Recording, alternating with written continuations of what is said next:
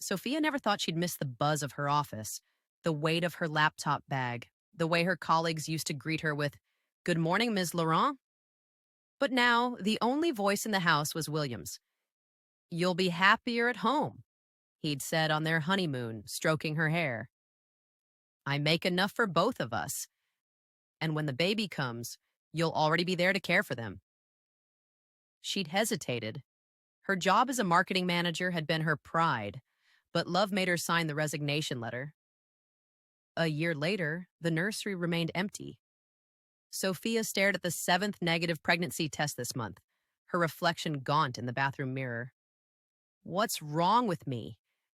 She'd done everything right. Tracked her cycle, eaten fertility-boosting foods, even swallowed prenatal vitamins like candy. Meanwhile, William came home later each night, his kisses perfunctory, his hands always busy with his phone. Stress from work, he claimed.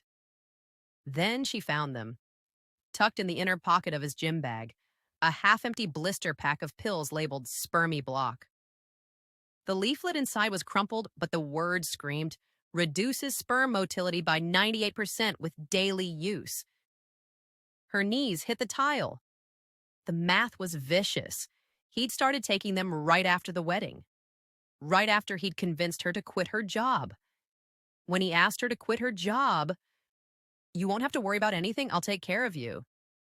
She thought it was devotion. Now, standing in the sterile glow of the bathroom, staring at the Spermy Block pills in her palm, she understood the truth. This wasn't fear. This was control. She waited until midnight when the house was silent except for the hum of the refrigerator. William was scrolling through his phone in bed, his back to her, as if the world outside their marriage didn't exist. Sophia placed the pills on his nightstand. How long? Her voice was steady, but her hands trembled. William turned slowly, his expression flickering between guilt and defiance. "Sophia, you told me you weren't ready because of your trauma, but you never told me you were making sure I couldn't get pregnant." He sat up, running a hand through his hair. "I am not ready. You know what my father was like. What if I turn into him?" Sophia had always known about William's past. The way his father's rage left bruises on his mother. The nights he spent as a child hiding in closets. The way he flinched at raised voices. She had held him through the nightmares, whispering, "You're nothing like him." But she never realized how deep the damage went. When he proposed, she thought love had saved him. "So you lied? You made me quit my job, trap me here, and let me think I was the problem?" His jaw tightened. "I didn't trap you." "Then what do you call it?" Her laugh was sharp, brittle. "You wanted a wife who depended on you for everything, money, validation, air. And the second I wanted something you didn't, you sabotaged it." William stood, his height looming over her. "You're twisting this. I protected you from my mess." "No," Sophia whispered. "You protected yourself from losing control." A beat of silence. Then his voice dropped, low and dangerous. "And what are you going to do about it?" The air in the bedroom was thick enough to choke on. Sophia stood her ground, her voice steady despite the tremor in her hands.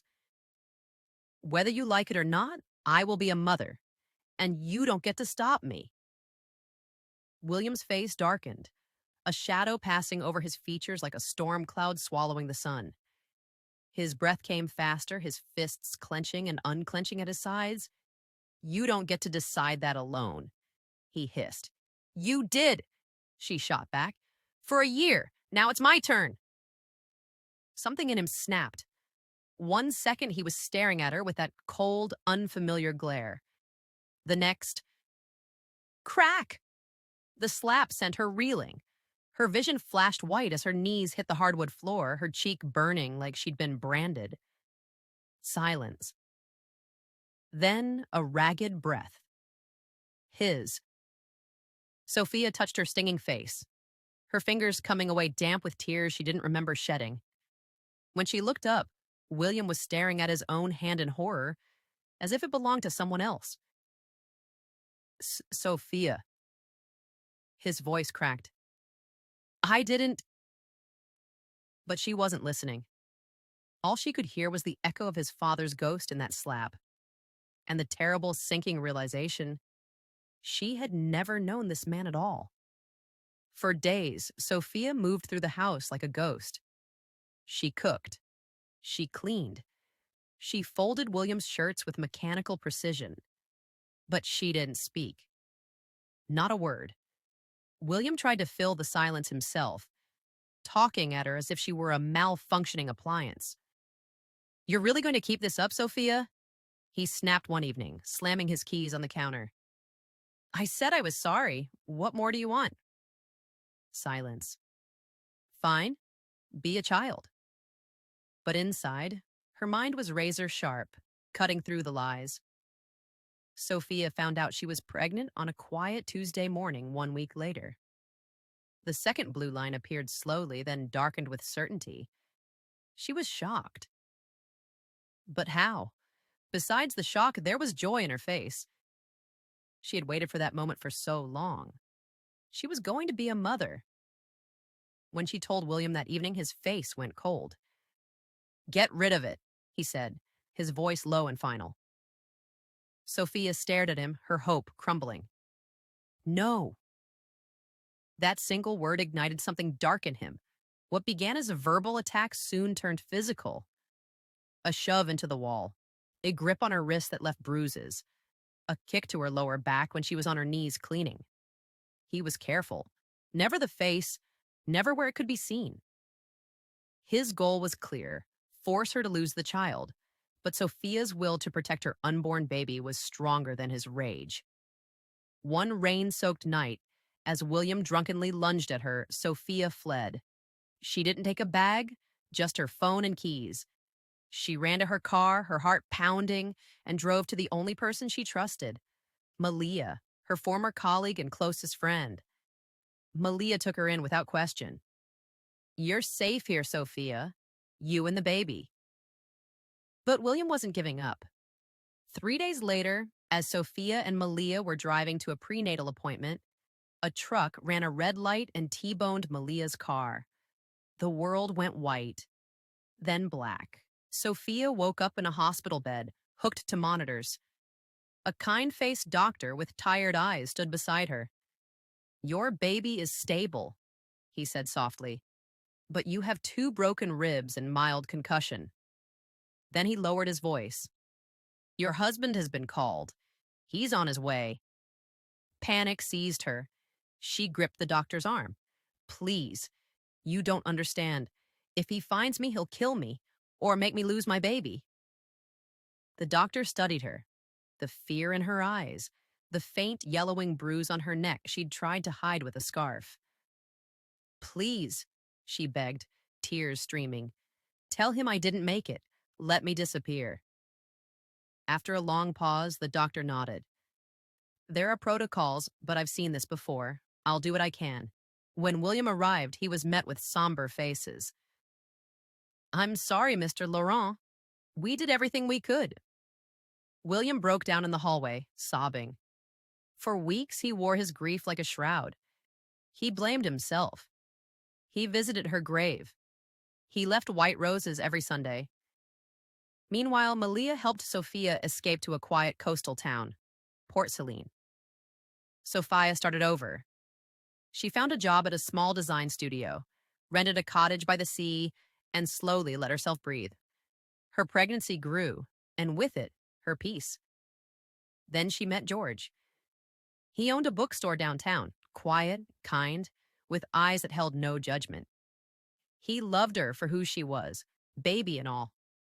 For the first time, Sophia felt what real safety felt like. Months passed. Malia visited when she could, bringing baby clothes and news from the city. But William's grief had curdled into suspicion. He'd been going through Sophia's old things when he found a birthday card signed, Always here for you, Malia. He remembered how close they were, how Malia never liked him. Then he recalled something else. The day of the accident, Malia's car had been spotted near the hospital around the same time Sophia was pronounced dead. It didn't add up. He started following Malia. He tracked her movements, noted her unexplained weekend trips, and finally followed her car one rainy Friday, all the way to Port Saline. The day William saw Sophia, alive, pregnant, and walking hand in hand with another man, his grief twisted into something venomous. He didn't confront her. Not yet. He moved into a cheap motel on the edge of town and began his torment. A rose on her doorstep. A note slipped under her door. "You can't hide from me." A voicemail of his breathing. Sophia knew. It was him. She changed her locks. George stayed over most nights, but the fear was a poison in her veins. Then, one moonless night, William slipped through her unlocked bathroom window, the one she'd forgotten to close after airing out the house. He was waiting in the dark when she got home. She froze in the doorway, her blood running cold. "Sophia," he said, stepping into the light, "you look beautiful." She backed away. "Get out." "I made a mistake," he whispered, his eyes desperate. "Come back to me for our child." "No." His face hardened. "Then I'll make sure you never keep it from me." He lunged. Just as his hands closed around her throat, the front door burst open. George. They fought, a brutal, desperate struggle. William was stronger, fueled by rage. He pinned George down, his hands around his throat. "I'll kill him, Sophia. Then I'll deal with you." Sophia's eyes fell on a heavy metal bookend on the shelf, a whale George had given her. Without thinking, she swung it. The sound was sickening. William collapsed, his eyes wide with shock, then empty. Silence. The police came. Neighbors gave statements. They'd heard the fighting, the threats. George's bruises and Sophia's terrified testimony painted a clear picture. Self-defense. Justifiable homicide. No charges were filed. Sophia and George moved to a new town, one with no memories, no ghosts. There, under a wide and forgiving sky, Sophia gave birth to a baby girl. They named her Serena, for peace. And in a small house by the hills with George reading aloud and Serena sleeping in her arms, Sophia finally learned what it meant to be free. Some wars don't end with a treaty.